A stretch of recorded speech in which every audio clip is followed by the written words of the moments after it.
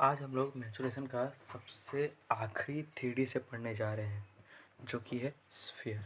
ठीक है, देखो, अगर हम 2D से में प्लॉट कर रहे हैं तो वो कुछ सर्कल जैसा दिखता है, बट ध्यान दें ये स्फीयर है। ठीक है, क्या है? स्फीयर। स्फीयर का एग्जांपल क्या हो सकता है? मान लो एक टेनिस बॉल या फिर फुटबॉल, हमारा अर्थ, ये सारे ही स्फीयर है। ठीक है, तो आज हम सीखेंगे और पढ़ेंगे स्फीयर के बारे में। ठीक है, स्फीयर का volume and curve surface area. ठीक है, टोटल सरफेस एरिया हम लोग नहीं पढ़ेंगे।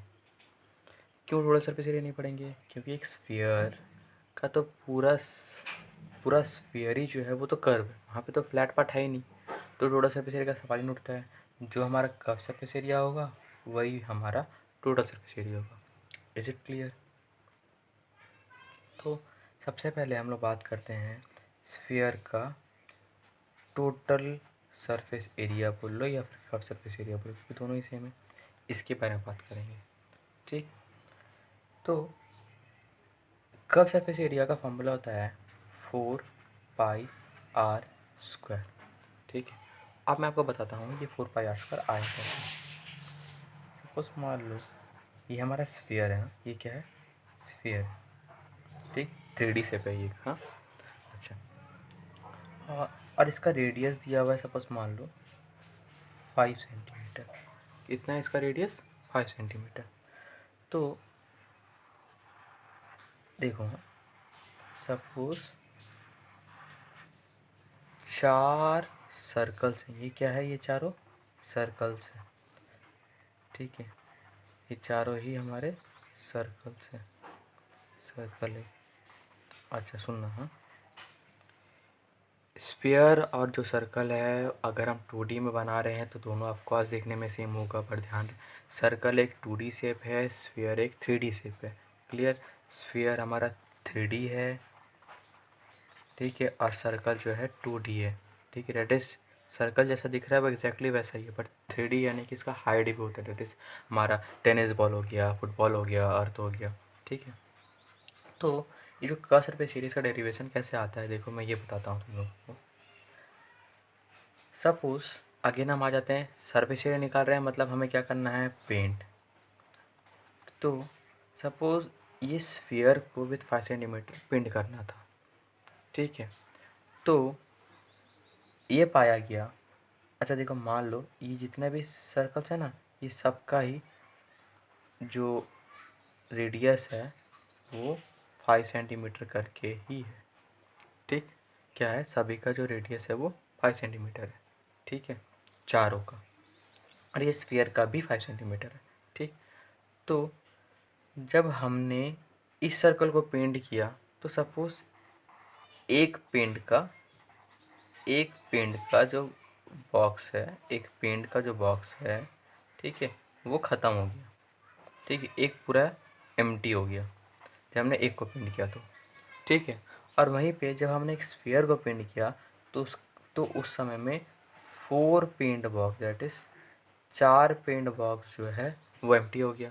मतलब क्या है कि अगर 4 सर्कल को हम पेंट करते हैं, जितना 4 सर्कल को पेंट करने में जितना, आई मीन 4 सर्कल को पेंट करने में जितना पेंट्स का यूज़ हो रहा है, उतना ही पेंट का यूज़ एक स्फीयर को पेंट करने में लगेगा जिसका रेडियस सेम है as that of the circle. ठीक, दैट इज सर्कल का जितना रेडियस है अगर उतना ही रेडियस स्फीयर का है, तो 4 सर्कल को पेंट करने के लिए जितना हमें पेंट का यूज़ होगा, ठीक है, उतना ही पेंट हमें लगेगा एक स्फीयर को पेंट करने के लिए। ठीक है, उतना ही कलर हमें यूज़ होगा स्फीयर को पेंट करने के लिए। ठीक है, देखो फिर से एक बार बता रहा हूँ, 4 सर्कल को पेंट करने के लिए जितना कलर हम यूज़ करेंगे उतना ही कलर यूज़ होगा एक स्फीयर को पेंट करने के लिए जिसका सेम रेडियस है as that of the 4 circles. Is it clear? अच्छा, तो उस हिसाब से एक सर्कल का फॉर्मूला होता है πr², तो 4 का कितना हो जाएगा? 4πr²। तो वहाँ से आया हमारा ये टोटल सरफेस एरिया, या फिर बोल लो आपका कर्व सरफेस एरिया। ठीक, अच्छा, अब हम लोग आगे बढ़ते हैं वॉल्यूम की तरफ। वॉल्यूम का फॉर्मूला होता है 4/3 पाई आर क्यू। अब ये कैसा है बताता हूँ। सपोज ये हमारा एक स्फीयर है, इसके ऊपर में होल कर दिया गया, ठीक है। एक खोखला था, मान लो होल कर दिया गया, ठीक है। और इसमें हम लोग एक कोन की मदद से, इसकी मदद से, एक कोन की मदद से इसके अंदर में हम लोग कोई सब्सटेंस डाल रहे हैं, ठीक है। ये कोन की मदद से इसके अंदर में कोई सब्सटेंस जा रहा है, ठीक है। ये कोन की मदद से, ठीक। देखो ध्यान देना वाला चीज़ यहाँ पे ये है कि ये जो रेडियस है ना, ये रेडियस जो स्फीयर का है वो इक्वल होगा ये कोन का रेडियस से, एज वेल एज ये कोन का हाइट भी सेम होगा। डेट इज ये भी आर बोल सकते हैं, ऑल्दो एच होता है बट क्योंकि दोनों सेम इसलिए मैं आर ले रहा हूँ, ठीक है।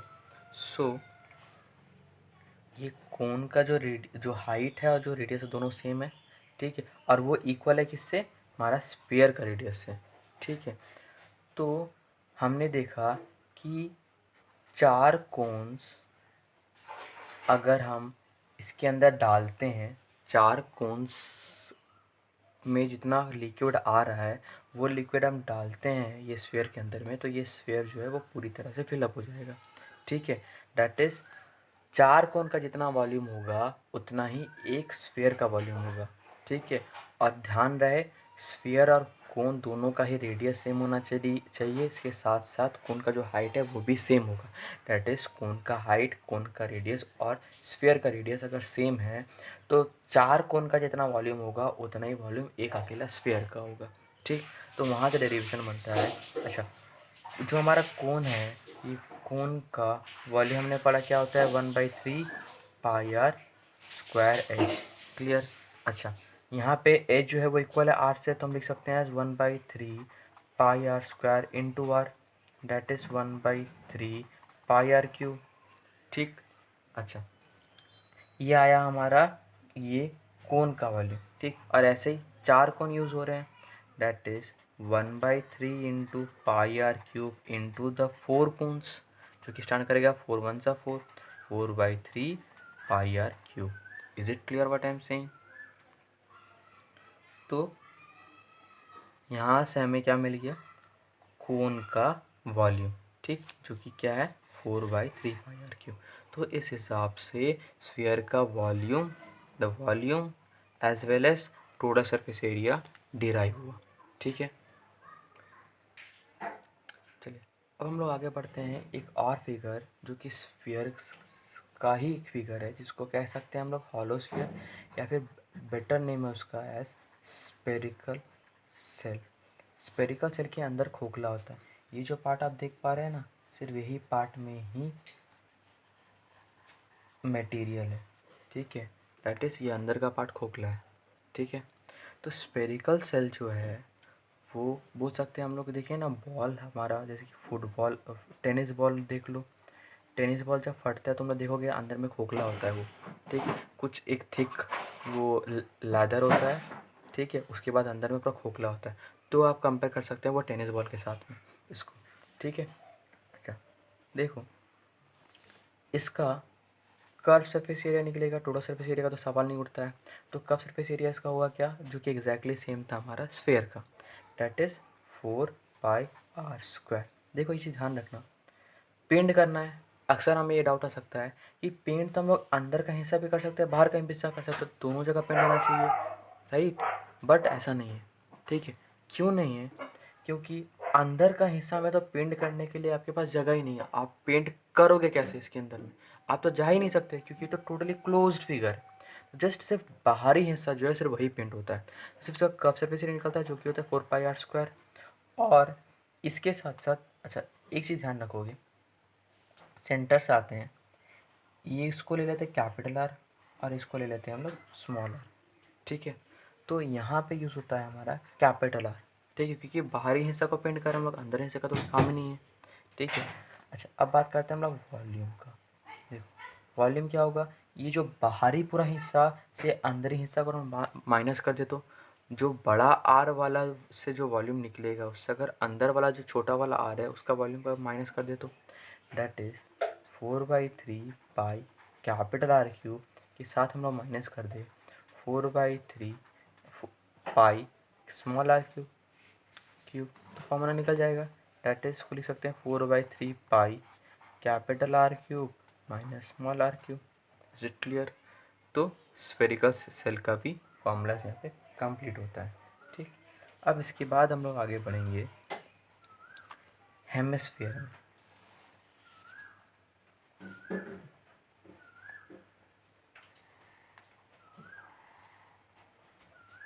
एक हेमिस्फीयर में, ठीक है। अच्छा, हेमिस्फीयर क्या होता है? Half of sphere, that is sphere का आधा जो है वो हेमिस्फीयर कहलाता है। ठीक है, हेमिस्फीयर। अच्छा, हेमिस्फीयर एक ऐसा पार्ट है सर्कल का, सॉरी स्फीयर का, जहाँ पर curve surface area, total surface area as well as volume दोनों ही निकलता है। टोटल सरफेस एरिया पे इसलिए होता है क्योंकि इसका ये एक फ्लैट पार्ट है। ठीक, अच्छा, curve surface area very simple है, हमारा स्फीयर का आधा दैट इज 1/2 इंटू 4πr²। इसको लिख सकते हैं हम एज 2πr², कि 2 और 4 कैंसिल हो जाएगा, 2 2 ज़ा 4। ठीक है, अच्छा, टोटल सरफेस एरिया में 2πr² तो होगा। ठीक, इसके साथ साथ हमारा जो ऊपर का पार्ट है ना, ऊपर का पार्ट दैट इज ये तो हमारा एक सर्कल है, सर्कल का एरिया, इसको ऐड करेंगे πr², तो फॉर्मूला बन जाता है हमारा 3πr²। क्लियर? अच्छा, अगर हम बात करें वॉल्यूम का, तो वॉल्यूम भी बहुत सिंपल है, half of that of the volume of sphere, है ना, क्योंकि तो स्फीयर का आधा है, तो 1/2 इंटू 4/3πr³, 2 कैंसिल हो गया, स्टैंड करता है 2/3πr³। ये कंप्लीट हो गया हमारा हेमिस्फीयर। ठीक है, इसके बाद सिर्फ, तो ये हमारा सबसे लास्ट फिगर है स्फीयर का, ठीक है, जो कि है हेमिस्फेरिकल सेल। जैसे कि आप देख पा रहे हो, जो सेरिड पार्ट है ना, सिर्फ वही मटेरियल है और बाकी का जो अंदर का जगह है वो खाली रहता है। ठीक है, ये कुछ ये एक्चुअली हमारा जो स्फेरिकल सेल है उसका आधा पार्ट है। ठीक है, सिर्फ यही पार्ट कंसिस्ट करता है मटेरियल, अंदर का पार्ट खोखला होता है। ठीक है, तो इसका सबसे पहले हम लोग देखते हैं, और इसमें curve surface area, total surface area और वॉल्यूम तीनों ही निकलेगा। इसका भी टोटल सरफेस एरिया निकलेगा क्योंकि ये पार्ट दिख रहा है ना, इसके लिए। सबसे पहले बात करेंगे कर्व सरफेस एरिया का। देखो, स्पेरिकल सेल में हम लोग अंदर पेंट करना पॉसिबल नहीं था, बट इसका पॉसिबल है। ठीक है, तो इसमें हम लोग अंदर का पार्ट भी इंक्लूड करेंगे। दैट इज़, अगर ये हमारा दिख रहा है कैपिटल आर है, ठीक है, तो जनरली फॉर्मूला क्या था, एक हेमिस्फेयर का फॉर्मूला था 2πr², दैट इज़ हमारा स्फीयर का आधा, स्फीयर का होता है 4πr², उसका हाफ था 2πr²। ठीक, लेकिन यहाँ पे तो 2 है, दैट इज़ कैपिटल R² के साथ में ऐड कर देंगे हम लोग स्मॉल r², क्योंकि दोनों ही कर्व है ना, अंदर वाला भी है और बाहर वाला भी है, तो ये बन गया हमारा कर्व सरफेस एरिया। ठीक, अच्छा, टोटल सरफेस एरिया, इसको फर्दर आप लोग लिख सकते हो as 2πr², that is capital वाला प्लस स्मॉल वाला r²। ठीक, अच्छा, टोटल सरफेस एरिया में क्या होगा, ये पूरा तो आएगा ही कर्व सरफेस एरिया वाला पार्ट, और इसके साथ साथ हम लोग क्या ऐड करेंगे, हमारा क्रॉस सेक्शन।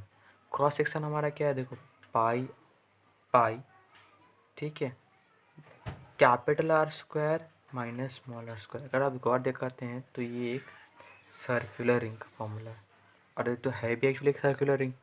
ठीक, तो pi capital R² minus small r²। Clear है? अच्छा, और इसके बाद में आता है हमारा वॉल्यूम। वॉल्यूम क्या है, वॉल्यूम काफ़ी सिंपल है, जो हमारा हेमिस्फीयर का फॉर्मूला है ना, हेमिस्फीयर का जो फॉर्मूला है ना, 2/3πr³। ठीक, πr³, बस यहाँ पे यही है कि बाहर वाला हिस्सा से अंदर वाला को माइनस करना है, डेट इज़ कैपिटल R³ से माइनस क्या कर देंगे हम लोग, स्मॉल आर क्यूब को 2/3 pi capital R cube minus 2/3 small R cube, ठीक है, 2/3 पाई स्मॉल आर क्यूब, ठीक है। तो इसको ना 2/3 पाई को अगर कॉमन ले लेंगे तो फॉर्मूलेशन करेगा ऐसा कुछ 2/3 capital R cube minus small R cube. Is it clear? अच्छा, इसके साथ साथ क्लास 10 हाँ, क्लास 9 ख़त्म हुआ है हमारा क्यूबॉइड में। क्यूबॉइड में हमारा क्लास 9 एंड हुआ। क्लास 10 का सिलेबस था हमारा सिलेंडर, कोन और स्फीयर, ठीक है, जो 3 हमने कवर की। इसके साथ साथ 10 का 2 और टॉपिक है, ठीक है, जो कि है, एक है हमारा कॉम्बिनेशन ऑफ सॉलिड। क्या? Combination of solids. इसका मतलब क्या होता है? दैट इज सपोज मान लो एक सिलेंडर और स्फीयर हेमिस्फीयर मिला हुआ है। एक ऐसा फिगर जहाँ पे स्फीयर और सिलेंडर दोनों है, ठीक है, या फिर एक ऐसा फिगर मान लो, ठीक है, जहाँ पे स्फीयर भी है, कोन भी है, ठीक है, या फिर एक क्यूबॉइड, उसके ऊपर में एक स्फीयर रखा हुआ, हेमिस्फीयर रखा हुआ है, या फिर ऐसा कुछ सिमिलर टॉपिक्स, ठीक है, सिमिलर फिगर्स जहाँ पे मोर देन 2 फिगर्स हमें देखने मिलेंगी, 2 फिगर्स का कॉम्बिनेशन देखने मिलेगा, वो एक टॉपिक होगा। और दूसरा टॉपिक होगा हमारा कन्वर्जन। कन्वर्जन का मतलब क्या होता है? सपोज एक सिलेंडर को मेल्ट किया गया और बना दिया गया एक कोन, ठीक है, तो आपको पता लगाना होगा कि वो कोन का सपोज आपको हाइट दे दिया गया है तो पता लगाना पड़ेगा रेडियस। अगर रेडियस दे दिया गया है तो पता लगाना होगा हाइट, जो कि एक्चुअली आपको सिलेंडर का वॉल्यूम वगैरह या फिर कुछ मेंशन्ड होगा, जिससे आप उसको वो सिलेंडर से कोन में ट्रांसफ़र करोगे, ठीक है। या फिर आपको बोला गया होगा लाइक सपोज एक बीकर है जो कि सिलेंड्रिकल शेप में है।